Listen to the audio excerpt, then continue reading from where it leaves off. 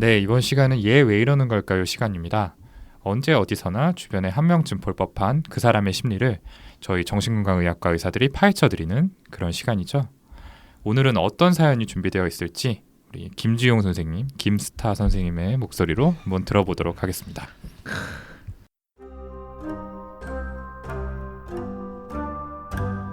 안녕하세요. 방송 잘 듣고 있는 40대 여자입니다.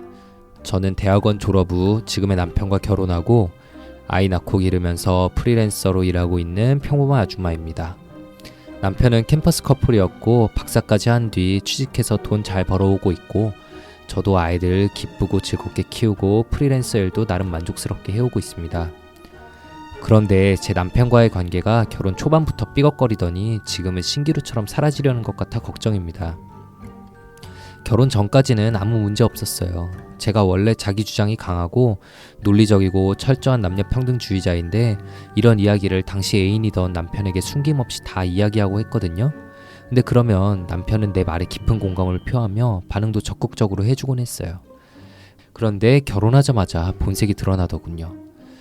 지방 출신인 남편은 고등학교 시절부터 혼자 자취를 해서 그런지 생활 습관이 좋지 못했습니다.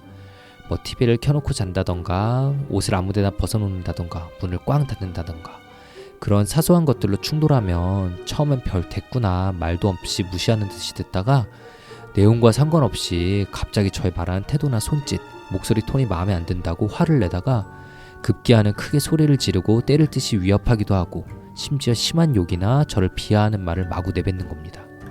미쳤어. 넌 정신병원 가야 해. 기본이 안 돼 있어. 미친년.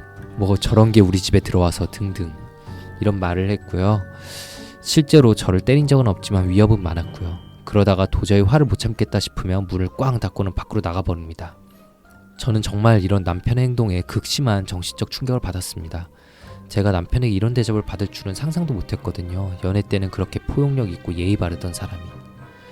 그렇게 나갔다가 30분에서 1시간 있다가 들어오는데 마치 아무 일도 없었던 듯이 웃으며 제게 말을 거는 겁니다.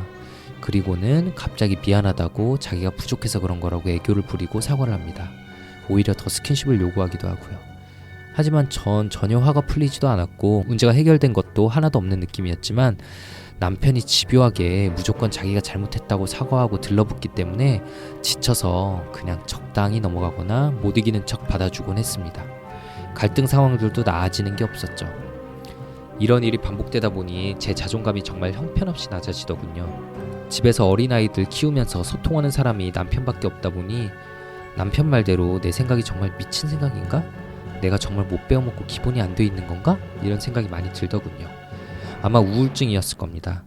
그쯤 한 결혼 2년차부터 4년차 정도까지 2년은 제 기억에 거의 없습니다. 결혼 6년쯤서부터 거기서 빠져나와서 내 삶을 찾자고 프리랜서 일도 하고 운동도 하고 그런 식으로 제 삶에서 남편의 비중을 줄여나가고 있습니다. 남편의 부당한 행동, 즉 언어적 폭력, 육체적 폭력, 예를 들면 물건 던지기, 위협하기 등에는 진짜 이혼까지 불사하며 단호히 대응했고요. 또 전략적으로 저도 남편에게 맞대응으로 큰 소리를 지르고 욕도 하기 시작했습니다. 그러면 남편은 약간 기가 죽은 모습을 보이며 조금 제게 소리를 지르다가 나가버리는 겁니다. 다시 돌아오면 역시 아무 일도 없었던 듯이 아이들에게 웃으며 말 걸고 그러고요. 그랬더니 언어폭력, 육체적 폭력이 현저하게 줄어들더군요. 지금은 제가 남편에게 엄중히 경고해둔 상태입니다. 절대 당신의 언어적, 육체적 폭력을 용납하지 않겠다.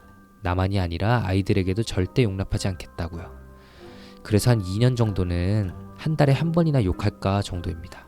그런데 요즘에 있어서 이 남편과의 갈등은 잔소리 문제입니다. 원래 잔소리가 많은 사람입니다. 예민하고.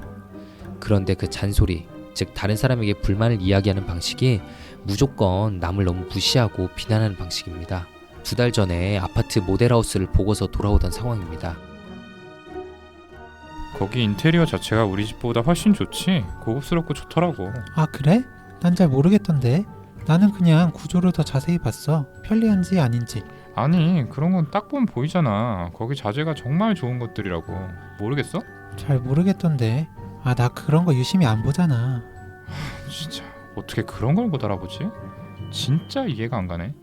진짜 당신 문제다. 아니 모를 수도 있지. 사람마다 잘하는 게 다르고 잘 보는 게 다른데.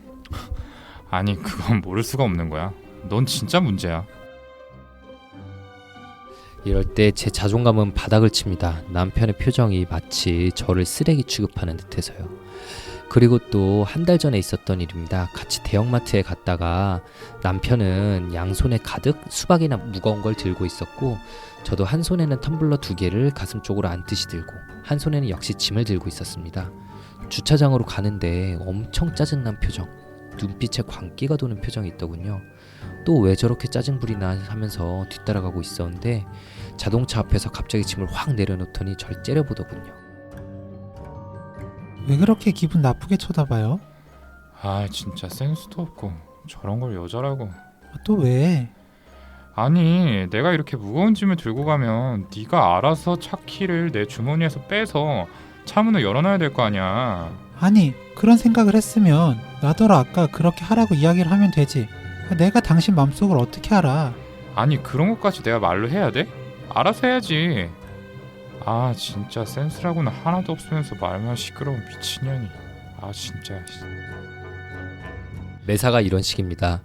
저는 A라 말하면서 정확하게 A의 의미만을 이야기하고 상대에게 A 다음에 B나 C를 기대하거나 추측하지 않는데, 남편은 항상 그런 식으로 기대하거나 추측하고서는 기대를 충족하지 못한다고 우리에게 화를 내는 거죠. 그런데도 제가 이 사람이랑 지금껏 살고 있는 건 화를 내지 않을 때 이 사람은 참 다정한 목소리를 내는 사람입니다. 연애할 때는 촌농받기도 하고 순박하면서도 참 스위트한 느낌이었거든요. 아이들한테도 기분 좋을 때는 다정하게 말 걸고, 주말이면 아이들 데리고 운동도 잘 나갑니다. 애교도 있고 가끔 아재 개그를 치기도 하고요. 또 신기하게도 가족을 엄청 생각하는 듯이 보입니다. 친구와도 거의 안 만나고 자신의 원 시댁 쪽하고도 사이가 별로 안 좋은데 친밀한 인간관계가 우리 가족 말고는 없습니다. 이 사람의 머릿속에는 우리 가족이라는 생각은 정말 많은가 봐요. 미래를 생각할 때 항상 우리 가족을 최우선으로 생각합니다. 가족밖에 몰라요. 외출도 별로 안 하고 집에 있기 좋아하고, 또 회사에서는 능력이 정말 출중해서 아주 잘 나갑니다. 인사고과가 항상 1등이에요. 너무 1등만 해서 안 된다고 가끔 2등을 일부러 하는 정도입니다. 그리고 점점 나아가는 게 보여서 참고 있습니다. 10년 전과 비교하면 지금은 천사급입니다. 일단 육체적 폭력은 거의 완전히 없어졌고, 제가 싫다고 하는 일을 밀어붙이거나 하는 게 전혀 없으니까요. 저도 좀 횡설수설하게 되긴 하는데, 남편에게 느끼는 불안감의 본질은 남편이 일관성이 없고 도덕적인 잣대 또는 양심이 이상하다는 겁니다. 제가 느끼기에 남편의 슈퍼에고는 이런 식입니다. 남에게 걸리지만 않는다면 내 맘대로 해도 된다. 나쁜 일해도 상관없다. 약자나 모자란 인간들은 무시해도 된다. 그래서 남의 눈은 엄청 살피며 집 밖에서는 특히 직장 상사들에게 그렇게 예의 바를 수 없습니다. 그런데 식당에서 일하는 종업원에게 숟가락 더럽다고 클레임 걸 때는 눈빛이 얼음장처럼 차가워지면서 정말 예의 없고 무시하는 말투로 말합니다. 그래서 남편이 이해가 안 됩니다. 심하지는 않겠지만 흔히 말하는 소시오패스 같은 거 아닌가요? 공감을 아예 못하는 건 아닙니다. 차근차근 이야기하면 이해하기도 하고 또 실제로 나은 방향으로 변하고 있기도 하니까요. 하지만 제가 요즘 느끼는 진짜 문제는 이겁니다. 제가 남편에게 믿음이나 신뢰, 애정이 거의 없습니다. 아이들도 그렇습니다. 이런 거죠. 내가 정말 힘들고 공경에 빠졌을 때 남편이 절 도와줄 것 같지가 않습니다. 실제로 여러 번 그랬었고요. 내 편이라는 느낌이 잘 안 드는 거죠. 그전에는 애정을 갖고 남편을 변화시켜 보려고 이런저런 노력을 했었는데 이제는 그런 노력하기도 싫습니다. 그래도 이렇게 부부가 소 닭 보듯 살다가 가끔 싸우기만 하며 부부가 사는 것도 그렇고, 아이들에게 좋은 부부의 모습을 보여줘야 아이들도 나중에 행복하게 살 수 있을 것 같은데, 게다가 사춘기 아이들의 아빠에 대한 반감이 점점 커져서 그것도 걱정입니다. 이 사람이 좀 더 나은 방향으로 변하려면 어떻게 해야 할까요? 제가 할 수 있는 방법이 있을까요? 네. 언어 폭력이라고 할 정도로 아내를 심하게 비난하는 남편에 대한 사연을 보내주셨습니다. 듣는 내내 정말 지금까지 어떻게 버텨오셨나 하는 마음이 들었는데요. 다른 선생님들께서는 좀 어떻게 들으셨나요? 네, 정말 결혼 전에는 엄청난 공감과 또 리액션을 해주던 남편이 결혼 후에 비난, 잔소리, 또 욕까지 하는 모습을 보여서 정말 큰 충격을 받으셨겠구나 하는 생각이 들었어요. 화를 내지 않을 때의 다정한 모습 때문에 지금까지 버티고 살고 계시다고 하셨는데, 저 같으면 참고 살 수 있었을까? 라는 마음도 솔직히 들었고요. 그리고 남편에게 맞대응을 하기 위해서 소리도 치고 욕도 하셨다고 하셨잖아요. 다행히 뭐 이후로 폭력적인 모습이 많이 줄었다고는 하지만 남편 앞에서 그렇게 소리치고 대응하기가 쉽진 않으셨을 거예요. 겁도 나고 또 실제로 소리치면서 나는 원래 이런 사람이 아닌데 이렇게까지 해야 되나? 라는 생각도 드셔서 힘들지 않으셨을까 싶네요. 맞아요. 네. 결혼한 후 돌변한 모습에 정말 마음고생이 심하셨을 것 같은데요. 어쨌든 이혼이란 선택지를 제외하고서는 나머지 방법 중에 정말 현명하게 반응하셨다는 생각이 들었어요. 저는 가장 인상 깊었던 건 지속적인 학대로 인해 자존감이 낮아져 우울증을 경험하신 후에는 자신의 인생에서 남편이 차지하는 부분을 줄여나갔다라는 부분이었거든요. 보통 이런 악성 관계가 시작되면 시간이 지날수록 점차 심해지는 경우가 더 많은데 사연자분께서 현명하게 대처하신 덕분에 10년 전에 비해 많은 부분들이 좋아진 것이라고 저는 생각을 해요. 네, 지금 사연자분을 무시하는 모습조차 10년 전하고 비교하면 천사급이다 이런 얘기를 하셨는데 이게 방금 지용 형이 말한 것처럼 사연자분의 적절한 대응으로 인해서 남편의 잘못된 부분이 줄어든 걸 수도 있지만 저는 한편으로 드는 생각이 정말 그 사이에 남편에 대한 기대가 많이 낮아지셨구나. 어쩌면은 아예 없어지신 건 아닌가 이런 생각이 좀 들었거든요. 네, 맞아요. 그리고 믿음이나 애정이 전혀 없는데 아이들을 위해서 어떻게든 남편을 바꿔보고 또 가정생활을 유지하시려고 한다니까 책임감이 대단하시다라는 생각도 들었고요. 그런데 이 사례를 통해서 설명을 해주셨던 부분 있잖아요. 특히 그 두 번째 사례, 알아서 차키 꺼내서 문 열어놔야 되는 거 아니냐면서 화를 냈다는 부분, 거기에 대해서 좀 어떻게 생각하세요? 네, 참 쉽게 이해가 안 되죠. 네. 필요하면 말로 하면 되는데 왜 말로 먼저 하지 않고 화부터 낼까 하는 생각도 들고 당연히 자기가 생각하는 대로 상대방이 해줘야 한다고 생각하고 계신 것 같은데 이거는 뭐 거의 주종 관계 아닌가요? 그렇죠. 조선시대 때 네. 양반이 종한테 너 왜 비리한 아마 사연자께서 차키를 빼서 문을 열어줬다고 해도 고맙다는 표현도 잘 안 하실 것 같아요. 타인에게는 높은 공감 능력을 요구하면서 막상 자신은 그런 당황스러운 이유로 욕설까지 듣는 아내의 입장은 전혀 생각해보지 않은 거잖아요. 예, 그렇죠. 그러니까요. 제가 아까 아내 역할을 했는데 동훈이 남편 역할 하는 그 대사 들으면서 진짜 제 속이 답답해지는 느낌을 받았어요. 일단 동훈이가 너무 리얼하게 얘기를 해서 그러게요. 제가 연기력이 좀 되니까요. 예. 게다가 이제 말로 해야 돼? 이제 알아서 해야지라고 그냥 끝나는 것도 아니라 센스는 하나도 없고 말만 많다 하면서 욕까지 하셨잖아요. 그렇죠. 그러니까 자기 중심적인 사고뿐만 아니라 감정 조절까지도 어려우신 분인 것 같습니다. 네, 확실히 감정 조절에 좀 문제가 있으신 분인 것 같아요. 네. 아무튼 사연자분께서 잘 정리를 해주셨죠. 이 사연자분은 A라는 걸 말하면서 A 다음에 B, C를 기대하지 않는데 남편은 항상 그 이상의 것을 기대하고 추측한 다음에 이걸 충족하지 못했다고 화를 낸다고요. 이렇게 상대방의 생각이 어떨지 헤아리는 대신에 자신의 관점에서 일방적으로 다른 사람의 행동을 추측하고 또 판단하는 경향을 설명할 때 저희 정신건강의학과에서는 마음이론, Theory of Mind 또는 정신화, Mentalization이라는 용어를 사용합니다. 아마 두 가지 모두 청취자분들께 다소 생소한 용어일 것 같은데요. 남편분의 상태에 대해서 좀 더 잘 이해해 보도록 자세히 설명을 드려보도록 하겠습니다. 우리 김지훈 선생님께 부탁드릴게요. 네, 마음이론은 자기 자신과 다른 사람들의 마음 상태에 대해 추론하는 능력인데요. 사람마다 어떤 의도나 믿음, 느낌과 같은 마음 상태가 있다는 것을 알고 마음 상태가 행동과 연결된다는 것을 이해한다는 거예요. 좀 더 쉽게 말씀드리면 어떤 행동을 했을 때 그 밑에 그 사람만의 마음 상태가 있다는 것을 생각하는 거죠. 그래서 다른 사람의 마음을 헤아리고 상호작용을 할 수 있게 해주는 바탕이 되고 이 마음 이론에 결함이 있다면 자기중심적으로 생각을 하게 됩니다. 마음 이론을 설명하는 좀 모델이 하나 있는데 청취자분들도 들으면서 한번 생각을 해보시면 좋을 것 같아요. 셀리가 공을 바구니에 넣은 뒤 방 밖으로 나갔어요.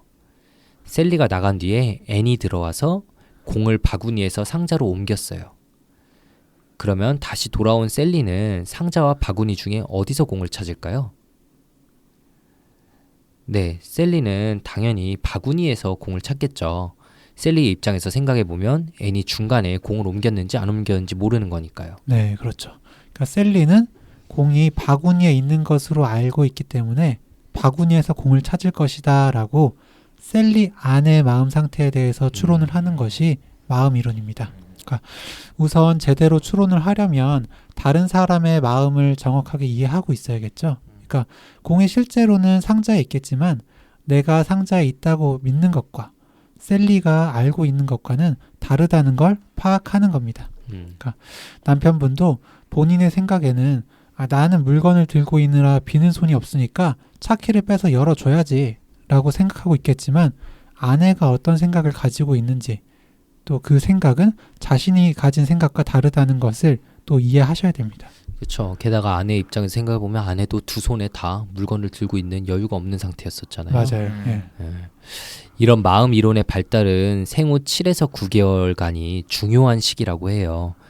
부모가 손가락으로 어떤 물체를 가리키면 아기가 따라서 보는 것과 같은 부모와의 상호작용을 통해서 이게 발달이 시작되고 3에서 4세가 되어서야 1차적인 마음 이론 능력을 습득하게 됩니다.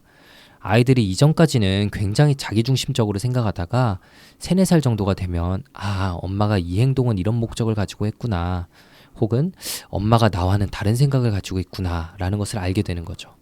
이런 마음 이론의 능력은 자폐 스펙트럼 장애에서처럼 선천적으로 부족한 경우도 있지만 정상적이었던 사람도 수면 부족이나 심한 스트레스를 받고 있을 때에는 문제가 생길 수도 있습니다. 네, 이렇게 다른 사람들의 마음 상태를 파악하는 능력인 마음 이론에 대해서 우리 두 선생님이 아주 잘 설명을 해주셨습니다. 저희 정신건강의학과 의사들에게는 특히 공감 능력이 정말 중요한데 이 마음 이론이 잘 발달되어 있어야만 공감도 또 잘할 수 있는 부분이 있죠. 그럼 이어서 정신화에 대해서도 좀 설명을 해주실래요? 네, 그 정신화는 영어로 아까 오동 선생님이 얘기했던 것처럼 멘탈라이제이션이라고 합니다. 그러니까 이 멘탈이 뭐 나갔다, 멘탈 부여잡아라 이런 말 많이 쓰시잖아요. 네네. 거기서 그 멘탈인데 이 정신화는 이제 다른 사람의 생각과 감정을 이해하는 과정 자체를 정신화라고 하는 겁니다. 그러니까 들으시면은 마음 이론하고 비슷한 거 아니야? 싶으실 거예요. 사실 이제 다른 사람의 마음, 생각을 이해한다는 점은 동일합니다. 그런데 이제 다른 사람의 마음을 헤아리려고 할 때 자동적으로 그게 머리에 떠오르기도 하고 혹은 집중해서 저 사람은 왜 저런 행동을 하고 있을까? 또는 어떤 생각을 가지고 있을까 하고 생각할 때도 있잖아요. 네, 그렇죠. 이거를 내면적 정신화 그리고 외연적 정신화라고 부릅니다. 그러니까 내면적 정신화는 직감적으로 그러니까 성찰하지 않은 채 그냥 자신의 관점에서 상대방을 생각하는 겁니다. 이제 아기가 엥 하고 울면 배가 고픈가? 하고 직관적으로 떠올리고 반응하는 건 이제 내면적 정신화라고 할 수 있겠죠.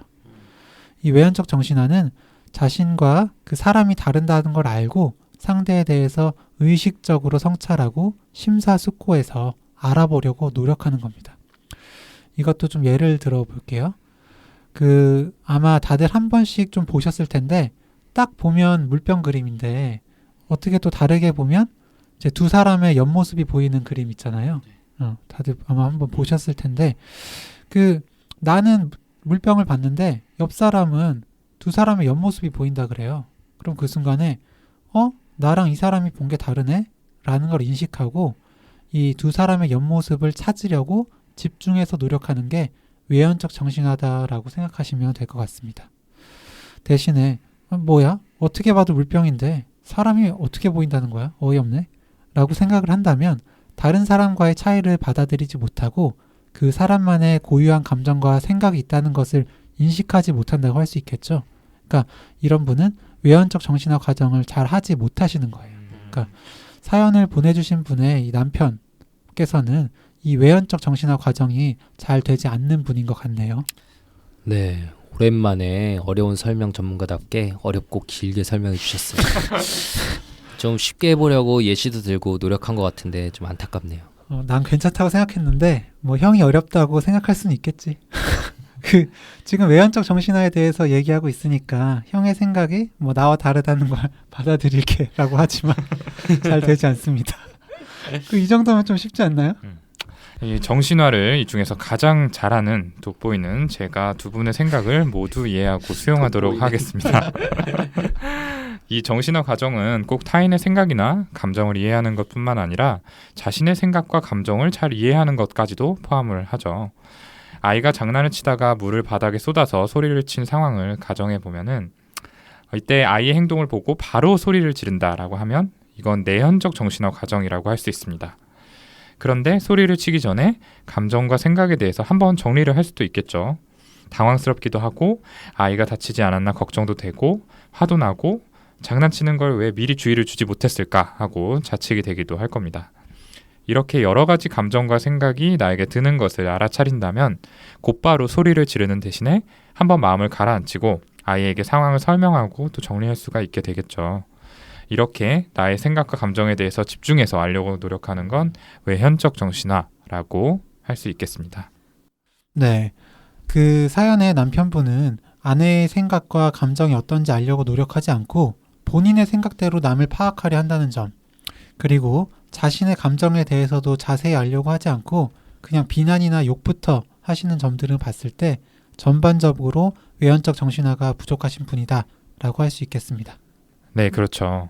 결국 이론적인 내용에 대해서 길게 설명을 드렸는데 사연의 주인공인 남편분은 이 마음 이론 능력과 외현적 정신화 과정이 좀 부족하신 분인 것 같다라고 정리를 해볼 수가 있겠네요. 그럼 남편분께서는 왜 이런 모습을 보이게 되셨을까요? 그 보내주신 사연을 통해서 남편분의 어린 시절을 알 수는 없지만 일반적으로 생각해 본다면 어려서부터 부모님에게 제대로 된 공감을 받지 못한 경우에 외현적 정신화보다는 이제 직관적이고 즉흥적인 내면적 정신화를 쉽게 하게 됩니다. 그러니까 금방 화를 내거나 짜증을 내는 등 이제 감정 조절에 어려움을 겪게 되는 거죠. 그러니까 감정 그릇이 작다고 표현하기도 하는데요. 그러니까 남편분이 원래 가족과 사이가 좋지 않았다고 하셨는데 어려서부터 감정을 조절하는 방법을 교육받지 못하고 또 공감을 충분히 받지 못한 게 영향을 주지 않았을까 하는 추측을 해봅니다. 그래서 화가 나거나 스트레스 받는 상황, 때로는 아주 일상적인 상황에서조차 내면적 정신화를 하고 자신의 관점에서만 주로 생각하시는 것 같아요. 그리고 지금 우리 가족에 대해서는 끔찍하게 아낀다고 하셨잖아요. 원 가족이 해체될 정도의 트라우마를 겪으셨던 건 아닐까 짐작해 봤어요. 그러니까 부모님의 이혼이나 어린 나이에 부모님과 떨어져서 지내야 하는 상황처럼 뭔가 가정이 해체될 위기를 겪으셨다면 그만큼 지금의 가정을 유지하려는 마음이 크실 것 같아요. 그리고 또한 그런 어린 시절의 트라우마는 뇌에도 직접적인 영향을 줘서 외현적 정신화 과정을 어렵게 만듭니다. 그런데 저는 이 어린 시절의 경험이 지금의 자기중심적이고 공감하지 못하는 모습에 영향을 줬다고 보기에는 좀 결혼 전의 모습이 마음에 걸리거든요. 이 분명히 결혼 전에는 사연자분도 말씀하셨던 것처럼 공감도 잘해주고 반응도 적극적으로 해주셨다고 하셨잖아요. 이건 또 어떻게 생각을 해볼 수가 있을까요? 네, 저도 좀 사실 그 부분이 의아했어요. 그러니까 인사고과도 항상 1등이라고 하신 것까지도 보면은 다른 사람의 생각을 정말 잘 파악하고 계시는 거 아닌가 싶거든요. 그러니까 이 부분도 좀 정신화로 설명을 해본다면 아까 외현적 정신화는 의식적으로 성찰하고 또 심사숙고하는 노력이 필요한 거잖아요. 그러니까 결국 외현적 정신화의 능력 자체가 부족하신 분이라기보다는 안 하는 부분도 좀 있는 것 같아요. 그러니까 앞으로를 생각하면 그나마 좀 희망적인 부분이기도 한데 남편분이 공감 능력도 그래도 있는 것 같고 이야기를 하면 조금씩 바뀌는 부분이 분명히 있다고 말씀을 하셨잖아요. 결국 노력을 하면 또 하실 수 있는 능력이 있는 분이기 때문에 정말 오래 걸리고 힘들겠지만 좋아질 수 있는 가능성은 분명히 있는 것 같습니다. 네, 사연글 안에서 보이는 남편의 180도 다른 모습들을 어떻게 설명할 수 있을지 참 어렵웠는데요. 아내에겐 툭하면 욕설하고 예전에는 거의 때리는 포즈까지 취했다면서 아이들 데리고 주말에도 운동 나가고 이런 건 참 가정적인 모습이잖아요. 진짜 면담해보고 싶은 남편분인데 결혼 전의 모습과 직후의 모습이 전혀 다른 걸 생각해보면 사실 바뀐 건 사연자분 간의 관계뿐이잖아요. 연인 관계에서 가족 관계로. 저는 남편분이 스스로는 인식하지 못하고 있는 강한 전이 현상이 있는 건 아닌가 하는 생각이 들기도 하더라고요. 자신의 원가족에 대한 부정적 감정이 새로 가족이 된 아내에게로 향한 것은 아닐까 싶은 그런 생각이요. 현재 단계에서는 더 자세히 알 수 없으니 그냥 썰이지만. 일리가 있네요. 그러게. 네.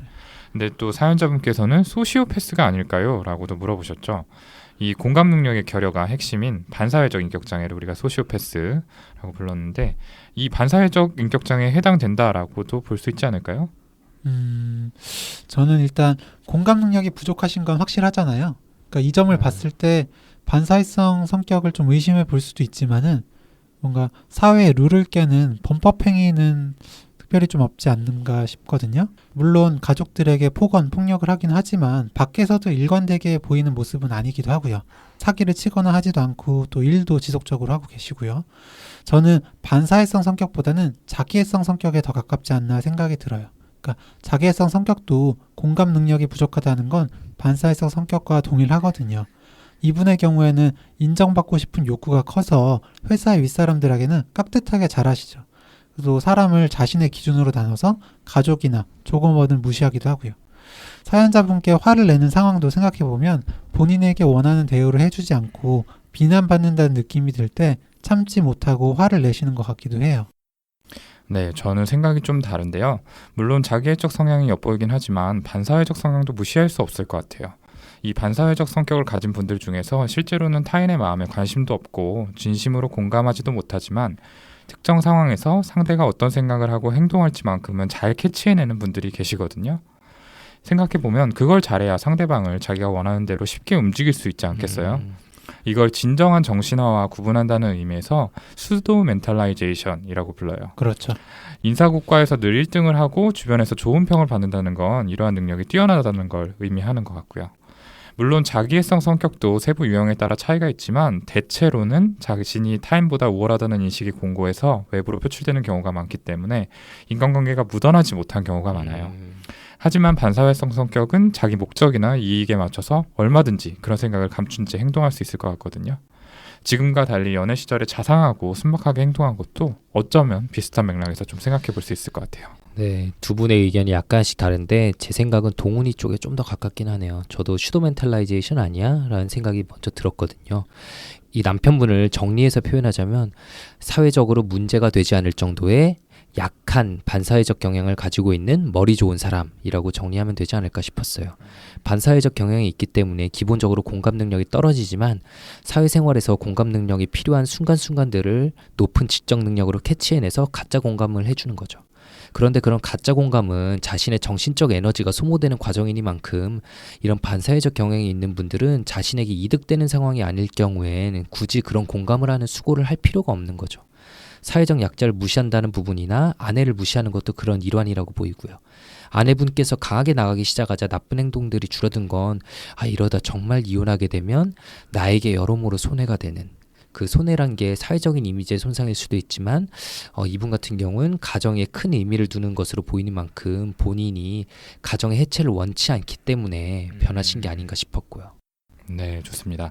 자, 이렇게 마음이론 정신화 그리고 남편분의 성격적인 측면까지 이야기를 나눠봤는데요. 마지막으로 고생하고 계시는 사연자분께 좀 어떤 조언을 드릴 수가 있을까요?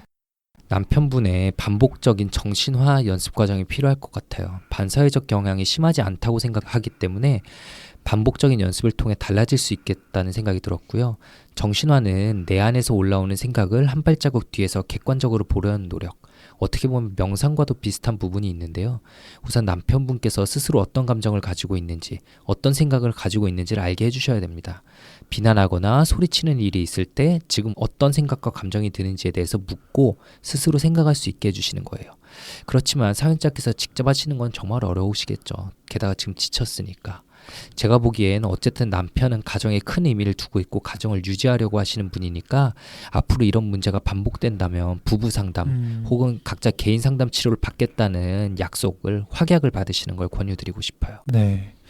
저는 만약 실제로 정신화 연습을 집에서 해보려는 마음이 드셨다면 남편과 두 분이서 이런 약속을 할 걸 좀 권유드려요. 그러니까 저희에게 사연을 보내주셨던 것처럼 현재 남편분에게 가지고 있는 생각과 감정, 또 아이들이 아버지에게 가지고 있는 생각과 감정들에 대해서 이야기하고 약속을 받는 것이 첫 번째일 텐데요.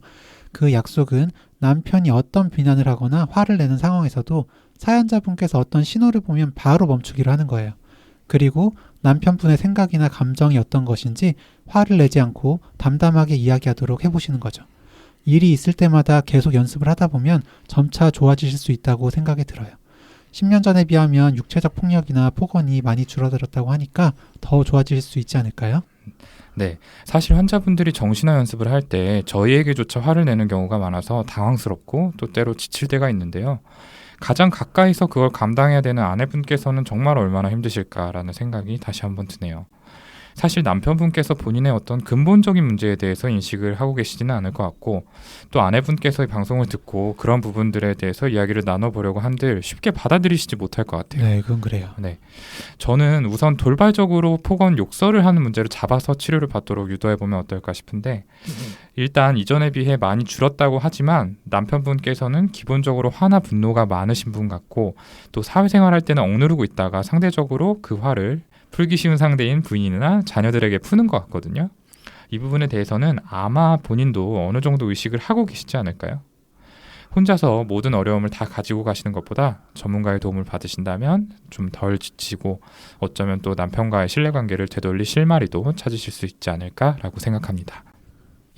그럼 방송 마치기 전에 마지막으로 저희 소통창구 소개해드릴게요. 저희 페이스북 페이지 그리고 카카오톡 플러스 친구의 내부자들 검색하시면은 저희 채널과 연결이 되는데요.